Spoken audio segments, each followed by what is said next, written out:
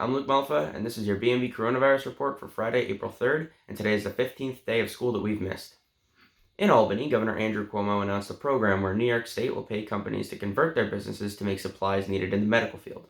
Closer to home, Superintendent John DiTomaso made an important announcement yesterday in letters sent home to the community. As first reported on the BMB morning announcements earlier today, all district fields will now be closed due to circumstances surrounding the coronavirus. Tracks in the district will remain open for public use, but people who choose to use the tracks are reminded to maintain at least 6 feet apart. In a second letter, Mr. DiTomaso also announced that in order to comply with Governor Cuomo's latest executive order regarding the 180-day requirements for schools, regular instruction will continue over April 9th through 17th, the days originally scheduled as spring break. But let's face it, what were we going to do those days anyways? May as well go to a math class on Zoom. If you want to hear more from Mr. DiTomaso, you can check out today's morning announcements where he was a guest on Around Campus.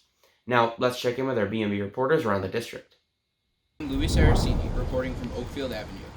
Yesterday was day 2 of the remote learning new plan, and I personally don't think that too much has changed for me since a lot of my teachers were already on a pretty good schedule, but a lot of people have said that it's made their lives easier as everything's been more organized lately, so I think it's definitely a good thing going forward.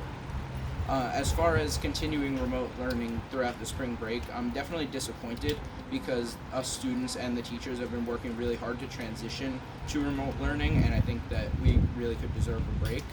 But we have to listen to what they're saying up in Albany. You know, they're doing what's best for us during this pandemic, so we gotta keep working hard to get through this. And along that same note, I would like to recognize the teachers for all their hard work during this crazy time.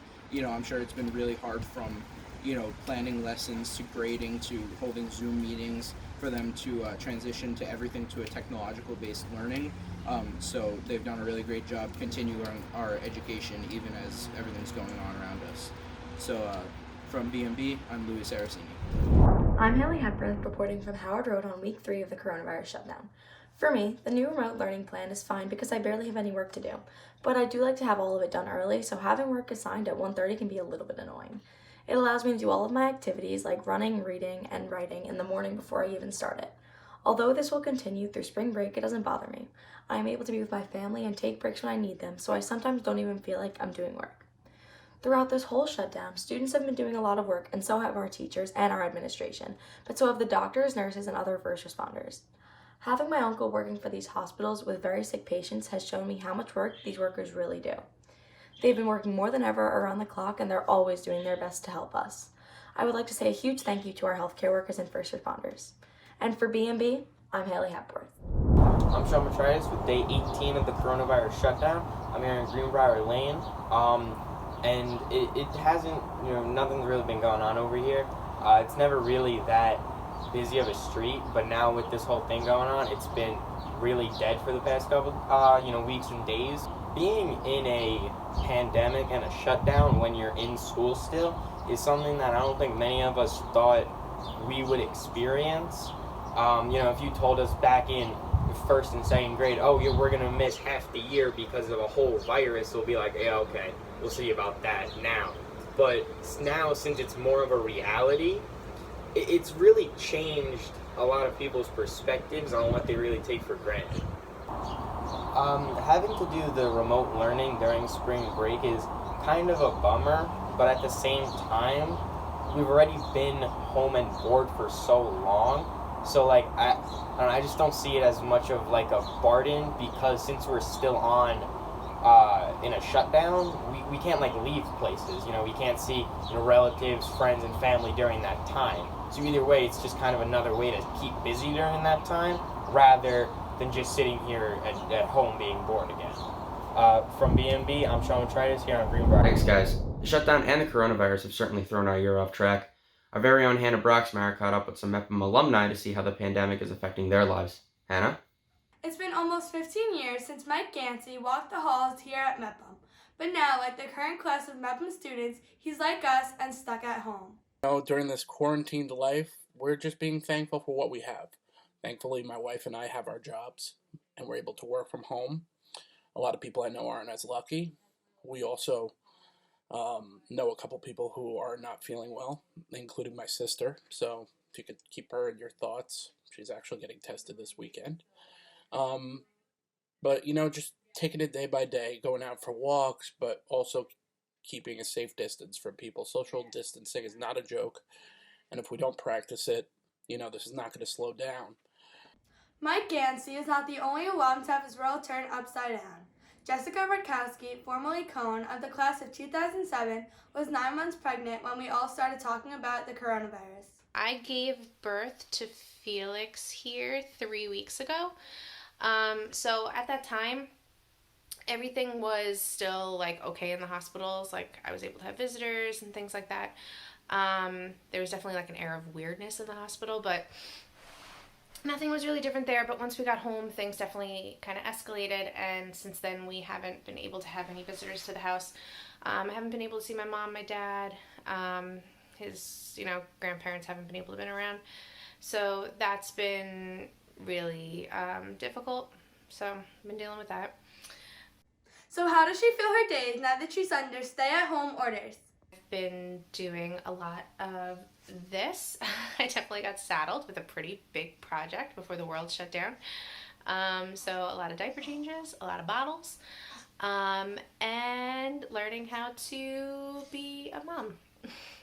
Mike and Jessica may be close to home, but one of their classmates, Lonnie Slatkin, from the class of 2007, is across the Atlantic in one of the other coronavirus hotspots, Madrid, Spain. I'm in Madrid right now, and I've been living here for the past 5 years. Originally, I came with my best friend also from Mepham, and we came just to spend a year abroad traveling, learning Spanish, and teaching English. But one thing led to another, and I fell in love with the city and the way of life here and the language and the people. And 1 year turned into 2, 3, 4, 5, and now I'm going on into my 6th year. And what is it like to be abroad in the middle of a global pandemic? It's interesting to be in Spain, in a different country during this pandemic. But luckily I have a lot of people here who I can count on. I have great roommates, I have tons of friends, and we're all kind of in it together. It's not great to be far away from my family and not be able to see them. And how has Lonnie been coping with the pandemic while so far from home? What I've been doing to cope with the pandemic.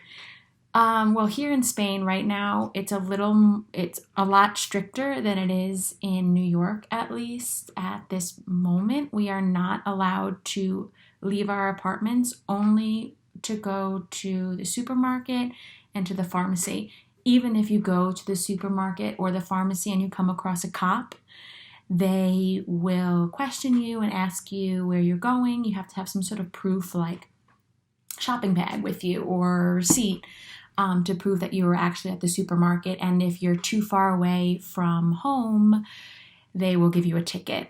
So what advice do these Mepham alumni have for the current Pirates? Just remember the stuff you do have, the things we all took for granted. And, we're very lucky not to be sick. We're very lucky to be part of such a great school. I love Mepham. Something I try to live by is the show must go on, and I think that things are definitely really difficult right now, but stay the course. Things always end and get better, and everything is going to continue, and the show must go on. So call your mom, tell her you love her. You guys probably live with your moms, your dads. Tell them you love them. Tell people you love them. Call them. And when this is all said and done, you should definitely come and visit Spain, because it's an amazing place. There are so many beautiful places that you can travel to and you can live in the world. So anyway, I hope I answered all your questions. I don't know, I've got pandemic brain, so we'll see how it goes. But all right, well, everyone stay safe and healthy, and hopefully we will get through this together sooner rather than later. So with words of advice from the Pirates of the past, for BMB, I'm Hannah Broxmeyer. Thanks, Hannah, and some very good advice indeed. I will definitely be going to Spain once all this is over. Finally, to end on some good news, some of you may remember Dr. Kass from our interview on the original coronavirus report. Last week, we learned that Dr. Kass had tested positive for coronavirus. We've now learned that Dr. Kass is doing well and is doing telemedicine from home to continue helping the community during her recovery, and she is donating antibody-rich blood to help those still struggling with the virus. Dr. Kass, we're so happy to hear you're doing well and are so thankful for all your efforts to help fight this pandemic. So that will do it for this episode of BMB Daily Report. Be sure to subscribe to BMB to get the latest on all that is going on around the district during this difficult time. Be sure to tune into BMB over the weekend, as the Daily Report really is daily and we'll have updates on both Saturday and Sunday. Until next time, I'm Luke Melfa.